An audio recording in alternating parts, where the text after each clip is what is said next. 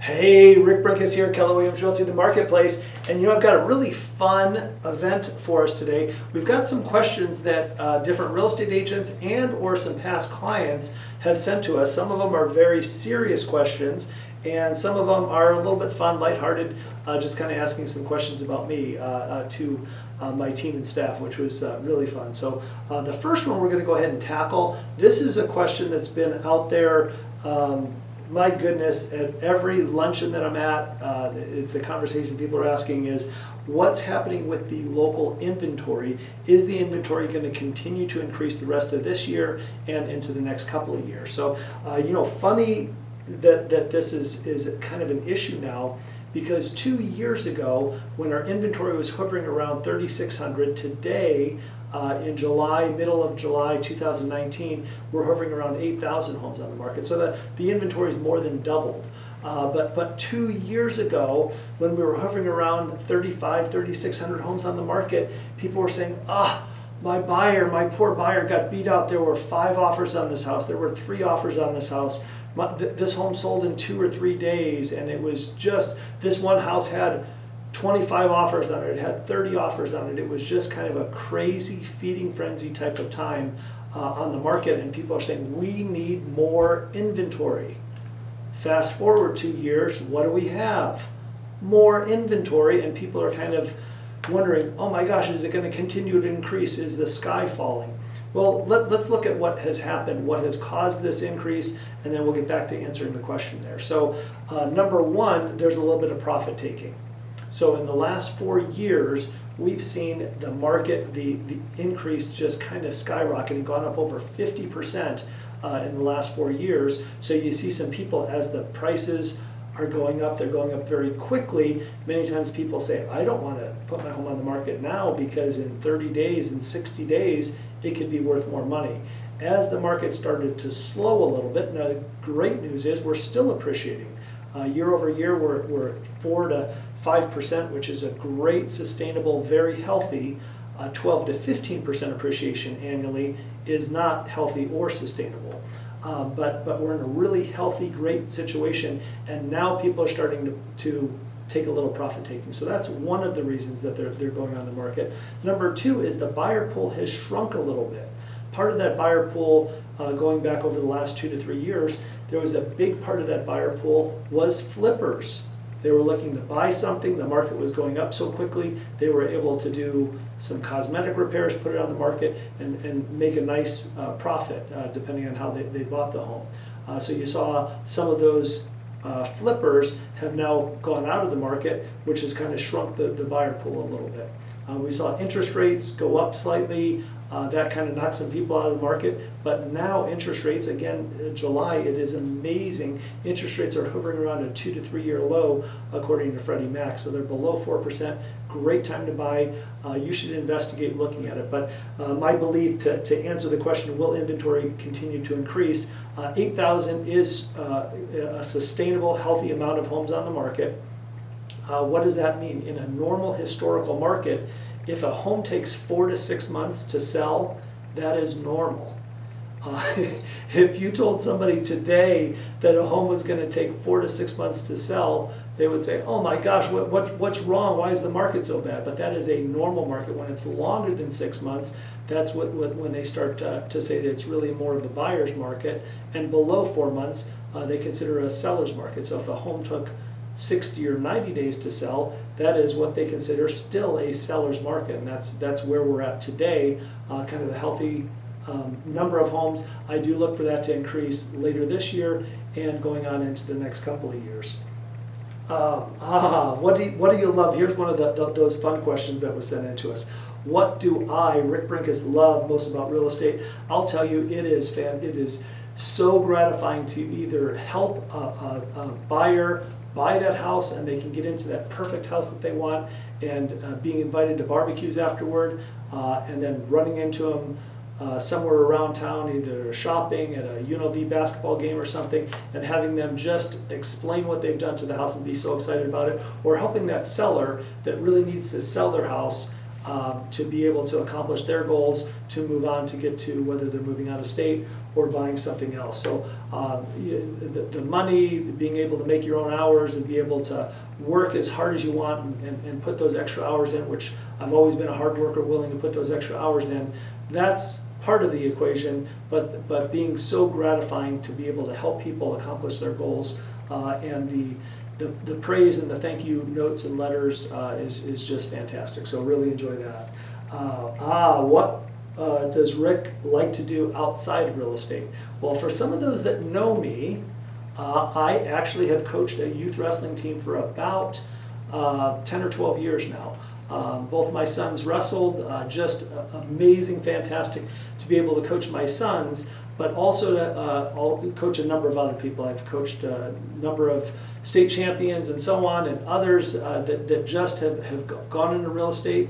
They're never going to be that proverbial state champion, but they're improving their physical well-being. They're getting a lot of self-confidence. They're learning the how to win and how to lose. All sports, I think, are fantastic. I think wrestling is one of those that just kind of amplifies those life lessons of both winning and losing. At the end of every match, you walk across the match, you shake your opponent's hand, you walk across and shake that other coach's hand, and I think that's an amazing life lesson for us. So one of the things, one of my passions is coaching. What do you think the market will look like in 1 year? Well, I think one of the things that's so wonderful about Las Vegas is we've got so many things happening here. We've got a great tax situation. There's no city or state tax. So you've got a lot of people still moving here because of the tax benefits. You've got incredible weather.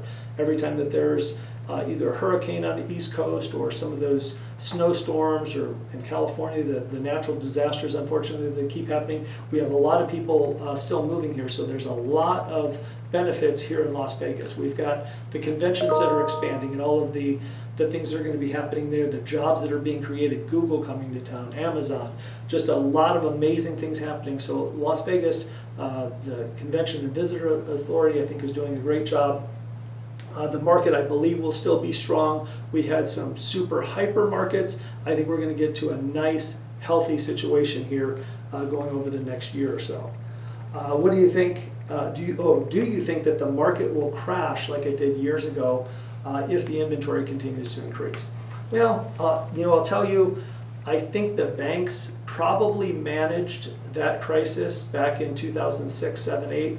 I think they probably managed it as poorly as they probably could. There were situations, and I know myself and my team, many times we would give an offer on a short sale, trying to get a short sale accepted, and the bank would deny that pricing. Nope, we're not willing to sell it at that price. They would end up foreclosing on the house and then selling that same house for thousands of dollars less. And now the comparable property is this lower sales price, and I think it was managed probably as poorly as it could. I think going into it, I think there's going to be a little bit of letting the air out of the balloon, so to say, that they're not going to be listing as many homes on the market. They're not going to be doing those auction style that they were doing at one point, just because they had so much inventory going back to the banks. I think a lot of them, they're going to be looking at hedge funds, and they're going to be selling, letting a little bit of air out of the balloon. If they do take properties back as a result of foreclosure, which is one of the reasons that the values did drop down so dramatically, I think they're going to be selling those in bulk to different hedge funds and so on. They'll be selling them at a discount, but those homes will not be hitting the market, and then those investors have a couple of choices to make. As a hedge fund, they can fix it up and rent it out for the long term. They can fix it up, put it on the market, but we're not going to be seeing those huge floods of properties coming on the market. And I think supply and demand is one of the biggest impacts of what causes prices to go up and down. When there's a very low supply and there's a huge demand, we're seeing prices go up. When there's a big supply and very little demand, we saw values go down. The other, part of that equation was that the lenders, they made loans, and my hands, I'm kind of swinging back and forth like a pendulum here. They made loans that didn't make sense. Cook at Denny's could buy 4 rental properties that didn't positively cash flow with no income verification.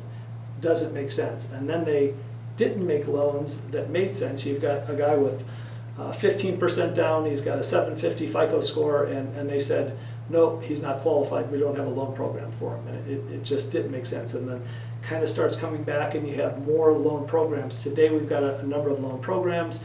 I think that there's a lot more sensible lending that has happened today. So even if the inventory increases, I do not think that we will approach anything close to that crash that we had across the country.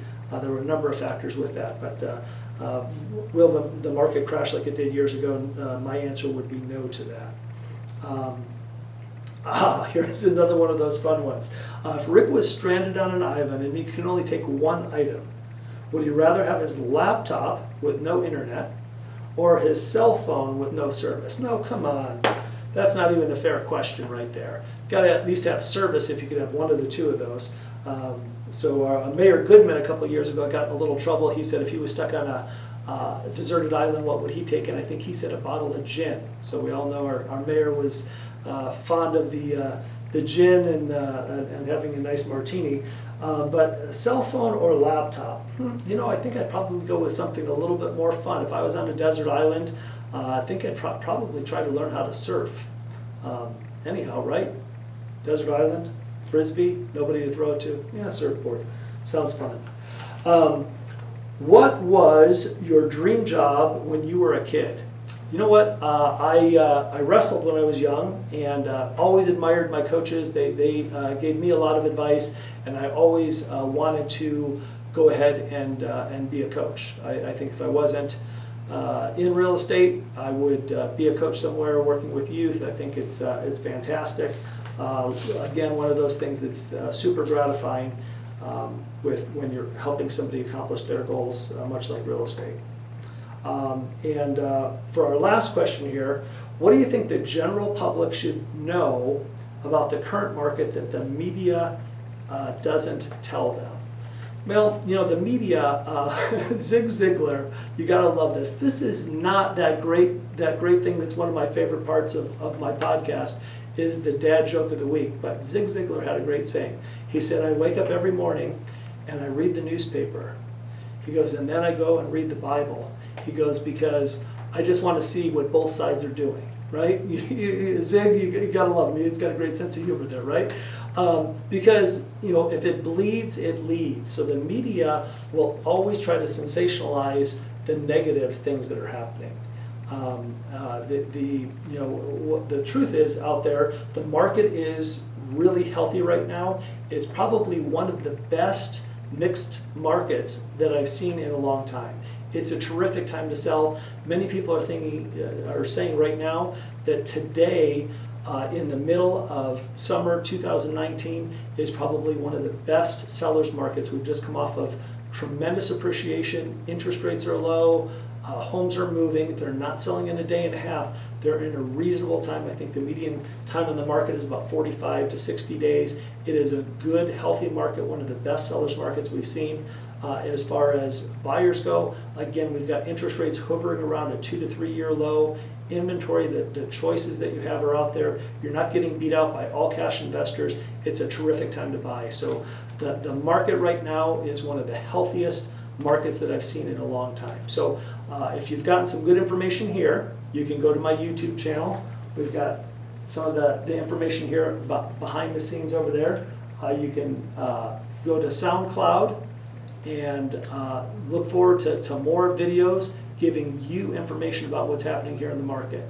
If you want to reach me at the office, you can reach Rick and Terry Brinkus at Keller Williams Realty, the Marketplace.